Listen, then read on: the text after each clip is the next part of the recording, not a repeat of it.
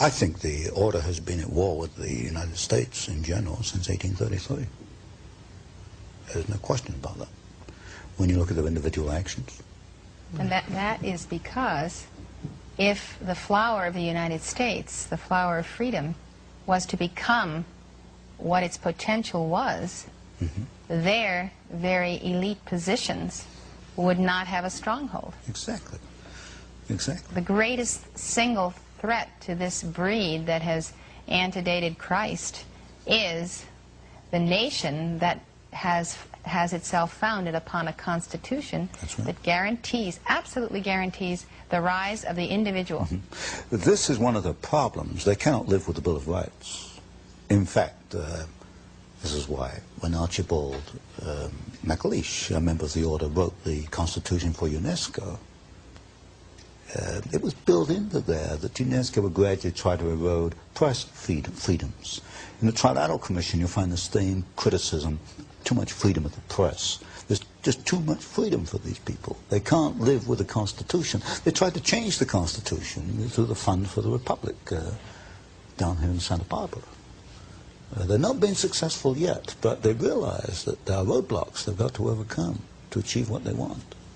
The most unfortunate thing to me is that when the people have coming at them from all directions this momentum of the order, they turn and espouse the order, or they let these people, or have in the past, become their idols, accept that they are an elite, accept that fact that they are superior, accept the projection from them to the people that they're superior.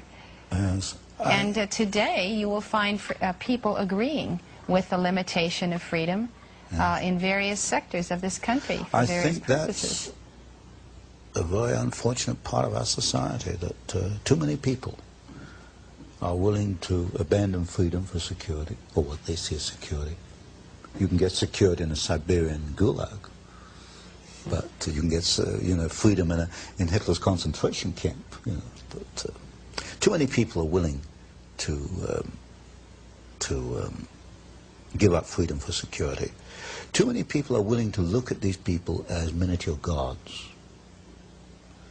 And because they have achieved power, don't ask how did they get power or what they're going to do with the power, but just the fact that they have power makes them a god, and therefore they worship them. This to me is unbelievable. People, I put in one of my books, we've got 20, 30 million degree holders in the United States. People who've earned a college degree, but they don't question statements which are made by these people.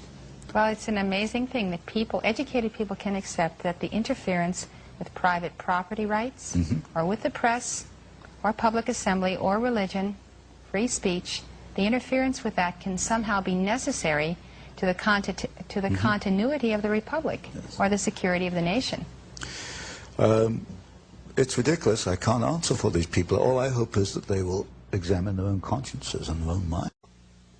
Well, Tony, I think that in conclusion, it's very important that we understand how you develop in your third book, which is about to come out, the development of conflict to produce war or peace that they're choosing, and how that has worked, let's say, in Vietnam, or in the situations that are occurring today in the Middle East, where there is great conflict.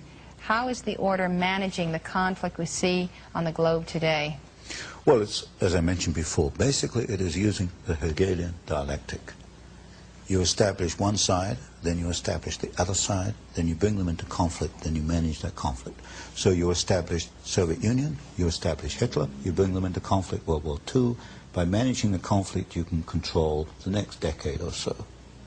And as I mentioned, we built up the Soviet Union. We're building up Red China today, Communist China. We're even going to send the military technology. So by 1990, 2000, we've established the two sides. We bring them into conflict. Now tell me, why does Reagan go along with these agreements with Red China, which he just did, to supply this technology? He's not a member of the order. Why does he respond to its stimuli?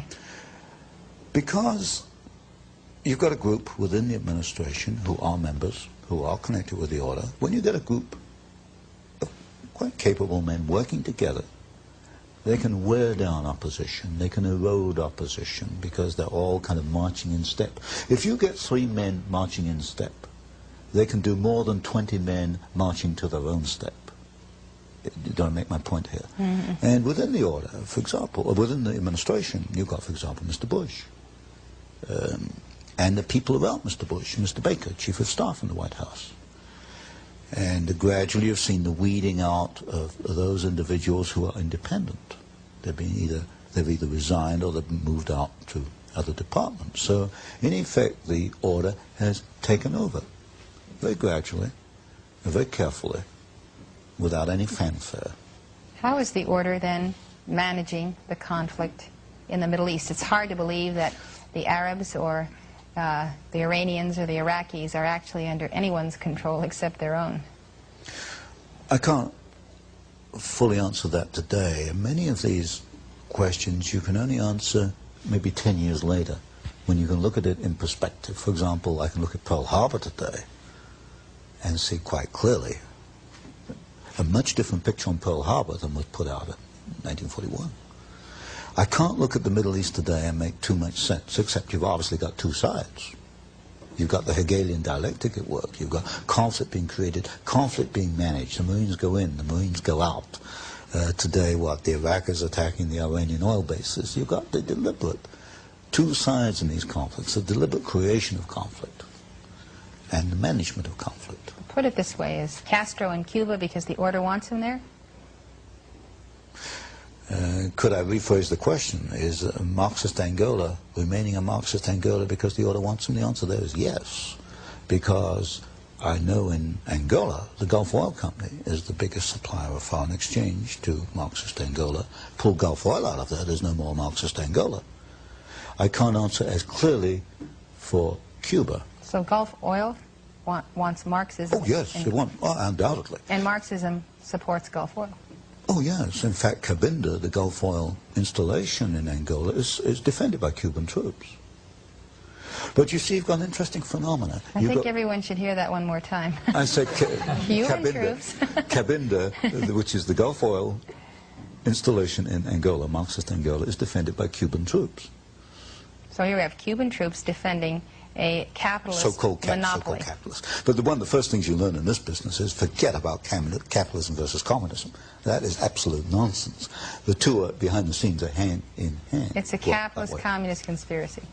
One conspiracy. Yes, but you need the so-called conflict between the two to keep people focusing. Look, keep you looking over there. You know, capitalism versus communism. You know, that makes a nice little picture. You know, you get books on it and films on it. Capitalism versus communism. That's not where the action is. The action is over here.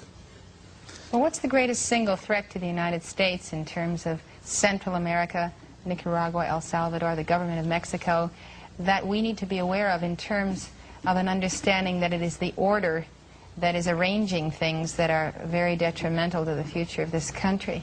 Well, there you have a complex picture. Because it's not only a Marxist movement, it's also a rebellion against poverty, and there's bitter poverty down there, as we all know. You have to go across the border into Mexico to realize that. You have the intervention of certain religious groups, the Marian Sisters, the Jesuits. That's another conflicting factor down there. You have, for example, in Panama, where the Panama Canal was handed back to Panama, and there's a story behind that which involves the debts that Panama owed to the United States and the functions of Marine Midland Bank, and of course Sol Leiner was director of Marine Midland, was our negotiator down there. You've got a very complex picture in Central America. What it is the creation of turmoil.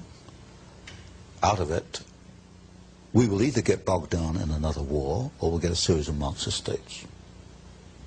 But what we're heading into, I think, is an era where the order is willing to back some Marxist states, but not others. It will back Marxist Angola. It tried to back Nicaragua for a while. It would not back Grenada. In other words, we're getting to a situation where there are good and